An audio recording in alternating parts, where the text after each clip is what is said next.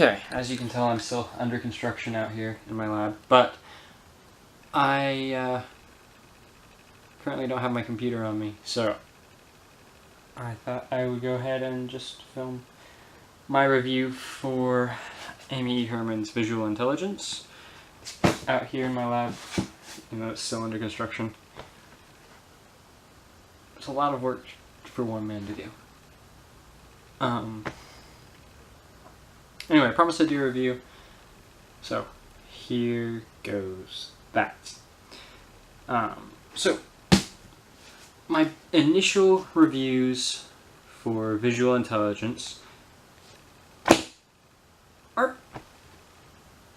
mostly positive. There's a few complaints that I'll get to. But starting off with the writing, it's really easy to follow along with. It's easy to understand what she's saying. There's nothing that you have to really reread more than one time to understand what's being said. That being said, I always reread my books. I'll read the book one time from cover to cover just to get the information, and then I'll read it again to put notes in it for myself, things that I want to work on, or points that I want to add to the note. I'll just write in the margins. Sorry if that bugs anybody. So because of that, for those basic reasons, it's a really good read. Easy to get along with. You can understand pretty much everything that's being said. It's a brilliant way to study observation. Now, her methods of studying observation are pretty much the basics, but what she does is she uses art, which, of course, if anyone has been following my channel for a long time, they'll remember that I've studied art myself for a while now, almost through Deduction. I've studied art 2 years now, but I've also been an artist in the past, just sketch artist. I still sketch, but so art itself interests me on its own. So when I found out that she was using art as a way to improve observation, I was immediately interested. I wanted to see how she was doing this. And the methods that she uses are, I still think it's a brilliant method for learning observation and training your observation.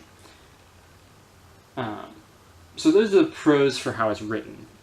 The only con that I can think of for how it's written is that she can sometimes go on and on about a point, making some of the passages kind of mundane, to the point that I understand what she's saying already, I get the point, but she's still going and still talking about it. And that may just be me. That's probably a personal thing for me, because I can understand the point pretty quickly and then I want to move on. But she makes a big effort to drive it home. I don't think that's a massive drawback. I'm sure a lot of people will appreciate how much she likes to drive the point home, but it got a little mundane for me. So just bring out a few of the things that few other pros and cons that I made notes of here. I'll start with the cons, the things I did not like about the book.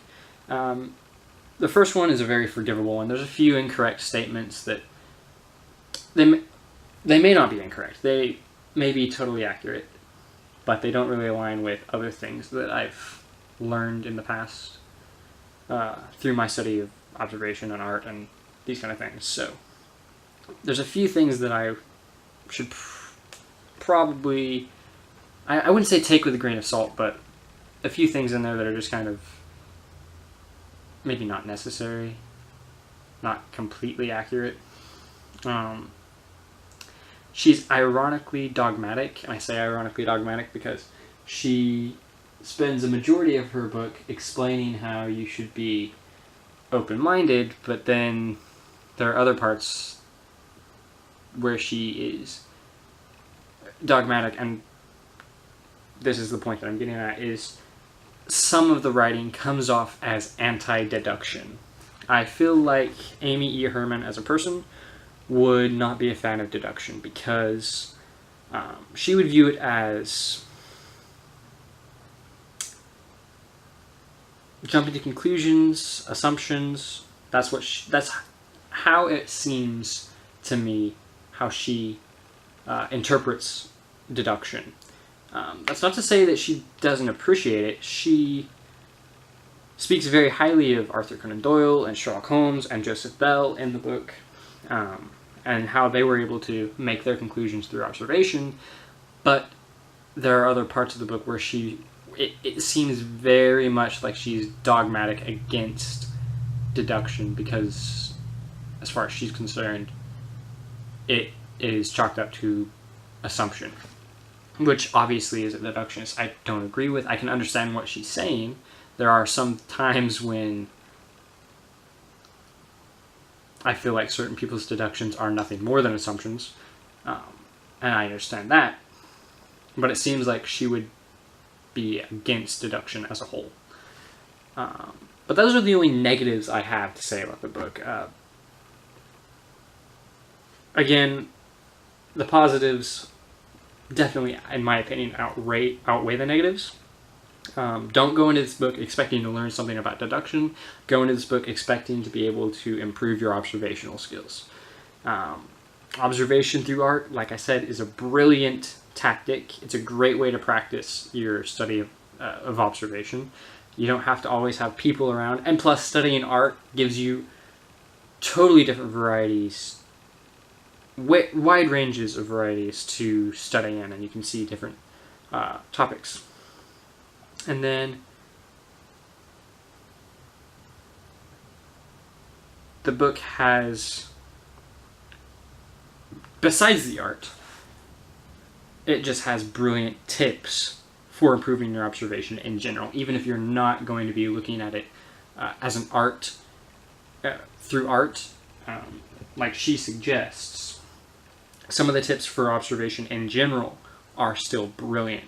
And some of the games that she has you play and exercises that she has you do are really great. So if you're going into this book, if you're expecting to get this book, don't expect to learn about deduction through it. She doesn't teach that at all. She teaches observation in a brilliant way. It's a great book for learning observation.